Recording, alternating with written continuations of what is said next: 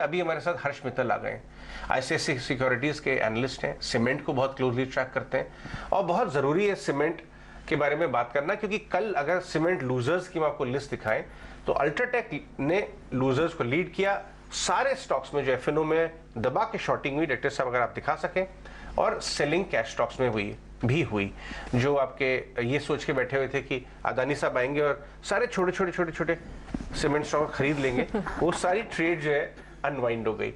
हर्ष हमारे साथ आए हैं। हर्ष, ये बताइए कि अल्ट्राटेक की कमेंट्री में ऐसा क्या निकल के आया जो बाजार इतना घबरा गया प्राइसिंग पे, रियलाइजेशन पे? और मैं आपसे इसलिए पूछ रहा हूं कि अल्ट्राटेक ने अभी सेकंड क्वार्टर में तो गाइडेंस बढ़ाई थी, ये तो बहुत बड़ा 360 डिग्री टर्न ले लिया उनकी कमेंट्री ने।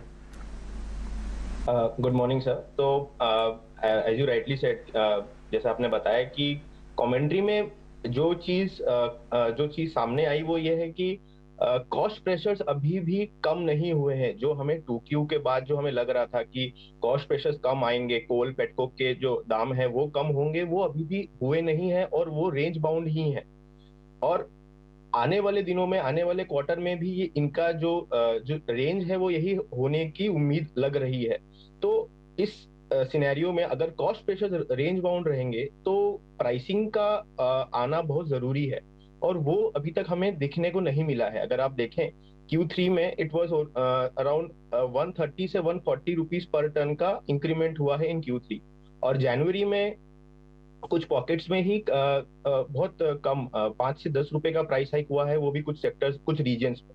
तो ऐसे सिग्निफिकेंट प्राइस हाइक्स अभी तक हुए नहीं है, और कमेंट्री में यही निकल के आया कि प्राइस हाइक्स होने, चूंकि ये इलेक्शन ईयर का पेनल्टीमेट ईयर है, और Q4 जो जनरली एक सेंसिटिव क्वार्टर होता है वॉल्यूम के डायमेंशन से। एंड एक चीज और हमें देखनी पड़ेगी कि एसीसी अंबुजा जो पहले होलसिम के अंडर में दिसंबर क्वार्टर उनका फाइनेंशियल ईयर एंड होता था, वो अब मार्च हो चुका है। तो अब जो भी प्रेशर आएगा वो मार्च में एसीसी अंबुजा का भी आएगा। तो प्राइसिंग इस क्वार्टर में हमें उतनी नहीं देखने मिल सकती है। तो जो गैप है वो अभी भी पूरा नहीं हो रहा है। जो कॉस्ट है और जो प्राइस का जो गैप हमें दिखने मिला था एक साल पहले, जो 1000 रुपीज जो कॉस्ट ऊपर चले गए थे पर टन, वो प्राइसिंग के सिनेरियो से कवर नहीं हो पा रहा है। तो इसलिए मार्जिन में अभी भी जो एबिटा पर टन में वैल्यूएशन गैप जो है वो अभी भी है। तो इस वजह से मार्केट को ये चीज उतनी पसंद नहीं आई होगी, एंड जो करेक्शन हम कल देखे वो है ये है। और बाकी जब स्टॉक्स में, जब अल्ट्राटेक जो मार्केट लीडर है उसी को अगर हम देखेंगे जो मार्जिन प्रेशर है, तो फिर बाकी जो मिड कैप एंड जो स्मॉल कैप स्टॉक्स है तो उनमें तो ज्यादा दिखने की उम्मीद हो सकती है। आज सवाल आपसे, उसके बाद हम वैशाली के पास, किरण के पास जाके ट्रेड डिस्कस करेंगे। इनके वैल्यूएशन देखते हुए सबसे ज्यादा आपको वैल्यूएशन कंप्रेशन का स्कोप कहां दिख रहा है? क्या अभी भी महंगे हैं कौन से स्टॉक आपके हिसाब से? अर्निंग्स और रियलाइजेशन वाला जो माहौल बदला है और सेक्टर लीडर कह रहा है, तो कहां पे प्रेशर और आ सकता है? मैं यही बोलूंगा कि जो स्टॉक्स जिनका बैलेंस शीट उतना स्ट्रांग नहीं है, जिनके बैलेंस शीट अभी भी लेवर्ड है, और जिनका बार्गेनिंग पावर उतना स्ट्रांग नहीं है, और उन रीजन्स में अभी भी फोकस्ड हैं जहां पर प्राइसिंग नहीं है, तो वहां पर हमें वैल्यूएशन और कम होती हुई दिख सकती है। तो मैं लार्ज कैप में वैल्यूएशन उतना डाउनग्रेड नहीं होगा, क्योंकि ऑब्वियसली उनके पास बार्गेनिंग पावर है, प्राइसिंग वो कुछ दो चार नाम तो बताते जाइए जो आपने फॉर्मूला रखा कि यहाँ पे कम हो सकता है, उस फॉर्मूले में फिट कौन से बैठते हैं, दो चार नाम। ओके, मेरे हिसाब से लार्ज कैप में अल्ट्राटेक है। अभी भी अल्ट्राटेक को मेरा टॉप पिक रहेगा। उनके रिजल्ट मेरे एक्सपेक्टेशन से मीट नहीं करते, फिर भी मैं अल्ट्राटेक को अपने टॉप पिक रखता हूँ, only because of scale and capacity expansion जो वो कर रहे हैं आने वाले 2 सालों में। ये हो गया लार्ज कैप में। और मिड कैप में मैं आपको डालमिया भारत, जेके लक्ष्मी और जेके सीमेंट, ये तीनों स्टॉक मुझे इनमें से ठीक लग रहे हैं वैल्यूएशन और आने वाले कैपेसिटी ग्रोथ के हिसाब से।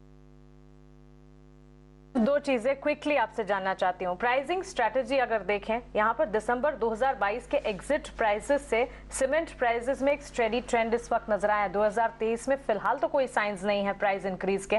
प्राइस स्ट्रेटजी और साथ ही मार्जिन, एनालिस्ट का ये मानना है, एक्सपर्ट्स के ये कमेंट्री आ रही है कि मार्जिन जो है ओवरऑल सेक्टर के लिए ऑलमोस्ट 513 बेसिस पॉइंट्स तक गिर सकते हैं, मार्जिन को लेकर और साथ ही प्राइसिंग को लेकर। क्विकली आपका व्यू बताएं।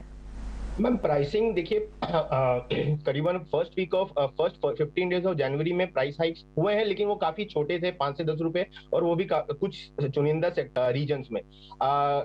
कंपनीज के कमेंट्रीज में जो मैं कंपनी से बात कर रहा हूँ वो यही है कि आने वाले दिनों में प्राइस हाइक्स हो सकते हैं, 15 से 20 रुपए का एक्सपेक्टेशन है, वो लोग अटेम्प्ट कर सकते हैं इन ऑल द रीजन्स। तो ये एक पॉजिटिव पॉइंट है। सेकेंडरी जो अगर एक सिल्वर लाइनिंग ये भी है कि वॉल्यूम, अगर प्राइसिंग में थोड़ा सा भी कम होगा तो उसको कवर अप करने के लिए वॉल्यूम है, क्योंकि ये Q4 जो होता है वो वॉल्यूम हेवी क्वार्टर होता है।